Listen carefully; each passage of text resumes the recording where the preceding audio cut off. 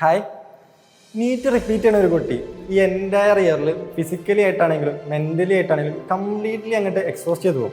Physically ആയിട്ടാണ് നമ്മൾ പറയണമെങ്കിൽ ഒരൊറ്റ ക്ലാസ് റൂമിൽ ഇങ്ങനെ ഇങ്ങനെ പഠിക്കുക, രാവിലെ മുതൽ വൈകുന്നേരം വരെ അതേ പൊസിഷനിൽ ഇരുന്ന് പഠിക്കുമ്പോൾ തന്നെ ആണെങ്കിൽ തന്നെ നമുക്കൊരു സുഖം കിട്ടൂല. മെൻ്റലി ആണ് ഏറ്റവും ഒരു റിപ്പീറ്റ് ചെയ്യുന്ന കുട്ടി എക്സ്പോസ്റ്റ് ചെയ്ത് പോകുന്നത്. നാട്ടുകാരത്, വീട്ടുകാരത്, ഇവരെല്ലാവരും നമ്മളെ ഓൾമോസ്റ്റ് എല്ലാവരും നമ്മൾ നന്നായി കാണണമെന്ന് ആഗ്രഹിക്കുന്ന ആൾക്കാരാവണമെന്നില്ല. നമ്മൾ ഒരിക്കലും നന്നാവരുത് എന്നാഗ്രഹിക്കുന്ന ആൾക്കാരേക്കാരം കൂടുതലാണ് ഉണ്ടാവുക.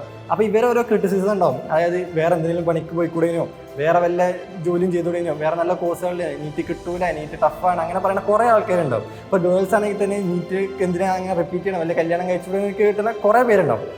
അപ്പോൾ ഇതൊക്കെ കേട്ടാണ്ട് എസ്പെഷ്യലി നമ്മളൊരു പീക്ക് പോയിന്റിൽ, അതായത് ഒരു മിഡ് റിപ്പീറ്റ് ചെയ്യണതിൻ്റെ മിഡ് ടൈമിലാണ് ഇത് കേൾക്കണമെങ്കിൽ, അതായത് നമ്മൾ മാർക്കൊക്കെ ഒന്ന് കുറച്ച് കുറയുന്ന ടൈമിലാണ് ഇത് കേൾക്കണമെങ്കിൽ നമുക്ക് തന്നെ അതൊരു അൺകംഫർട്ടബിൾ ആയിട്ട് തോന്നും. അതായത് നിർത്തിപ്പോയാലോ അത് കിട്ടൂല എന്നുള്ളൊരു മെൻറ്റാലിറ്റിനേക്കാണ് നമുക്ക് ഉണ്ടാവുക.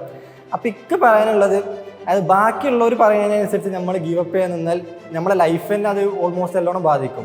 ഒരിക്കലും വേറെ ആൾക്കാർ പറയുന്നതിനനുസരിച്ച് നോക്കാൻ നിൽക്കരുത്. ഇവരെപ്പോഴും എൻ്റെ റിസൾട്ടിനെ നോക്കുകയുള്ളൂ. അതായത് നമുക്ക് കിട്ടിയിട്ടില്ല എന്നാണെങ്കിൽ ഇവരെ സ്വാഭാവികമായിട്ടും പറയുന്നതാണ്, ഓൻ പഠിക്കാത്തതുകൊണ്ടായിരുന്നു, ഓൻ വർക്ക് ചെയ്യാത്തതുകൊണ്ടായിരുന്നു. അത് ഒരിക്കലും ഓല് നമ്മളാ പ്രോസസ്സിൽ എന്തൊക്കെ പ്രശ്നങ്ങൾ പറ്റിയിരിക്കണം, അതായത് നമ്മൾ എത്ര ഹാർഡ് വർക്ക് ചെയ്തിരിക്കണം, എത്ര നൈറ്റ് നമ്മൾ ഉറക്കല്ലാതെ ഇരുന്നിരിക്കണം, ഇതൊന്നും വല്ല ആരും മൈൻഡ് ചെയ്യില്ല. വല്ല ആകെ നോക്കുക എന്ത് റിസൾട്ട് നമുക്ക് കിട്ടിയോ, നമുക്ക് ആ സൊസൈറ്റിയിൽ നമുക്ക് ഉണ്ടായിരുന്ന വാല്യൂ നമ്മളത് ഒറ്റയടിക്കാണ് പീക്കിലാണ് എത്തിക്കും.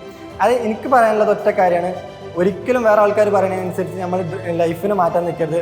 Focus on your dreams, focus on your goals. അങ്ങനെയാണെങ്കിൽ നമ്മൾ എന്താണോ ലൈഫിൽ സെറ്റ് ചെയ്തിട്ടുള്ളത് അത് നമുക്ക് ഓബ്വിയസ്ലി കിട്ടും.